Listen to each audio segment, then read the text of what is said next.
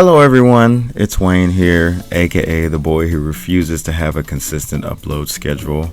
But anyways, Beyonce's Renaissance tour has kicked off recently, and from the looks of it, it's going to be one of her most fun tours yet. I've been avoiding clips of it, honestly, for the most part, due to the fact that I'm waiting for my own show so I can see as much of it for the first time in person. Oh yeah, yes, I've bought a ticket. My savings are gone. But it's okay, just saying that I was in the same space as Beyonce is enough for me. But anyways, Beyonce is honestly one of the greatest performers that has ever lived. It's almost an objective fact at this point.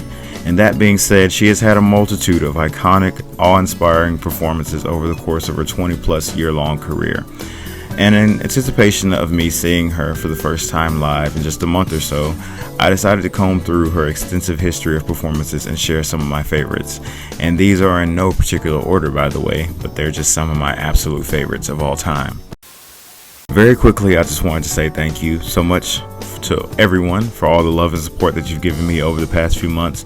It really means so much to me. As of the making of this video, I'm sitting at 4.5k subscribers, and that just blows my mind because I never even thought I'd hit 100 at one point. So I just want to thank you all so much for your kind words, especially to those of you who were there with me before 1,000, before 500, before 100, and you still click on every video and like and comment. It just means the world to me, and I can't really express to you how this makes me feel. So just thank you. And I love you all so much, and I want to continue to give you content that you enjoy, so thank you. For my first pick, I went with Run the World Girls from the 2011 Billboard Music Awards. People give Run the World a lot of grief, but you cannot deny that every performance of this song is top tier. This performance in particular is a favorite of mine for a multitude of reasons, specifically the production and the use of the screen in the intro. I saw this performance live, and I just remember it, I remember being awestruck by it. Just the level of practice and detail and positioning and timing required to make sure it looks good just must be insane. But this is Beyonce we're talking about. Her energy here was off the charts, as well as, she just commanded the stage as usual, and I loved it. Also, she used a headset mic here, and that's really rare for her, considering Beyonce loves herself a good old-fashioned handheld mic. And what makes it even funnier is that she switches over to a hand mic halfway through the performance. You would think an artist who dances as much as she does would use a headset more often, but anyways. Say what you want about Run the World as a song, or even 4 as an album or era, but this performance was a spectacular way to begin the era, and honestly is one of her greatest televised performances ever. Alright, for my next pick, I'm going to go with Formation from the Super Bowl 50 halftime show. I honestly feel bad for Coldplay because they were literally the headliners for this show, but I really don't think many people remember that because of how Beyonce and Bruno stole the show. Beyonce in particular, I just remember this being so hyped for so many reasons. The self-titled era had fizzled out, and I just remember not knowing, how she was going to top something like that, because at that time that was the biggest thing ever. Self-titled had just conquered the industry. Formation had literally dropped less than 24 hours prior to the show. This would be her second time on the Super Bowl halftime stage in less than 5 years. We were on the cusp of her announcing Lemonade. She announced the Formation tour during the commercial break right after this performance. The hype was just so real. It's admittedly a high-risk move to perform such a new song, like a song that's less than 24 hours old, on a stage such as the halftime show. But most artists, they would want to use their most popular hits. But keep in mind, Beyonce had already headlined, so she really had the opportunity here to do whatever she wanted. This performance is honestly one of her best, in my opinion. It's almost objective. It's just that iconic. It's so iconic. And with the controversy she had already dredged up with the music video, she had the American conservatives absolutely heated, but it only fueled the hype. Also worthy of note, this little minor detail that I just absolutely adore. The outfit that she wore for this performance paid homage to Michael Jackson, the one that he wore during his own halftime performance in 1993. And, Michael Jackson was credited with kind of popularizing the halftime stage as a means for big pop artists to kind of get up there and do their thing. This performance just reminds me of how when Beyonce is about to begin a new era, she literally takes over the world for a brief moment. Between this, the formation controversy, the tour announcement, and the upcoming announcement of Lemonade, it was just such a fun time to be a Beyoncé fan, and I just remember this so fondly, and I love this performance for that. Now, I knew I had to include a Crazy in Love performance, but the question was which one to include.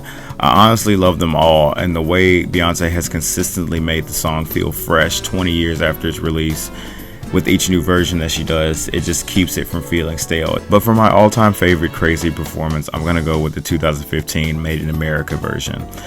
I adore this version for so many reasons, primarily the dark, sultry intro in the beginning. She started out with the 50 Shades of Grey version of the song, a version that I never would have thought she'd perform.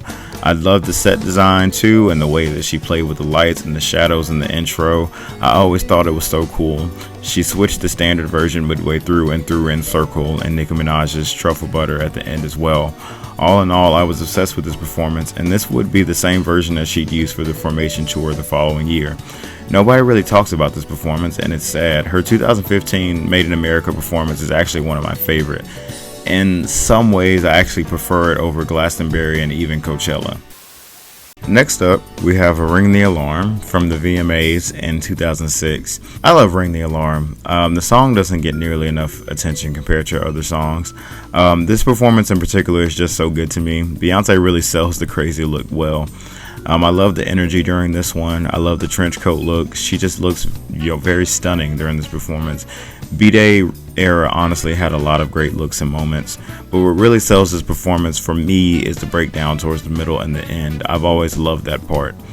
And what I love the most about Beyoncé during her Destiny's Child eras, as well as her Dangerously in Love and B-Day eras, is that she was performing literally like her life depended on it for every performance. She would be on the Today Show dancing like rent was due at 8 o'clock in the morning, mind you.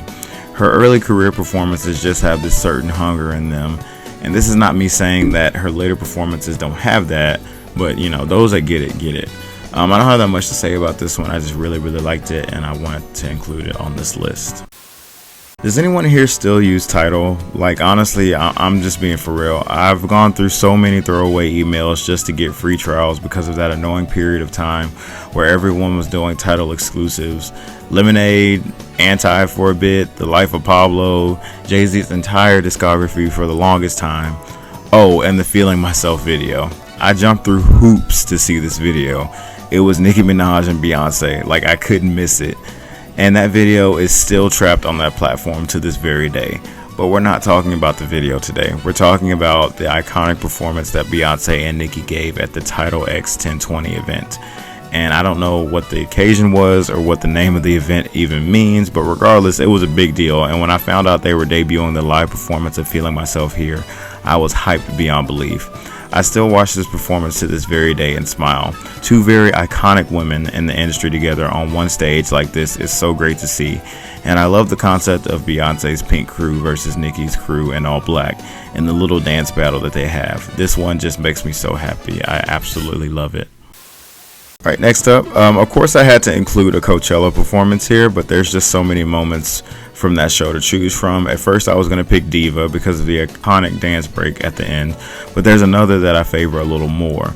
Ultimately, I went with two songs, which I'm counting as one because they're right next to each other in the set list. This particular performance of Don't Hurt Yourself lives in my mind rent-free. The absolute rage and power that was emanating from this woman shook me to my core. I love the dramatic, intense instrumentation on this, as well as the Malcolm X quote that plays at the end as she walks back to the main stage. And when she gets there, the jacket comes off, the lights come on, and she delivers the most beautiful vocal performance I've ever heard before diving into I Care. I've honestly only gotten chills from someone singing maybe 4 times in my life, and this is one of those times. Beyonce's delivery here was beyond anything I'd ever seen, and to me, this was the point of the performance where I had to stop and say, oh wow, this woman is an absolute legend beyond anything we've ever seen. Alright, and keeping things kind of short, a little light, for my final pick, I'm going with Beyonce's Michael Jackson Video Vanguard Award performance from the 2014 VMAs. I love this performance for a multitude of reasons, even preferring it over her Lemonade medley that she did just 2 years after this.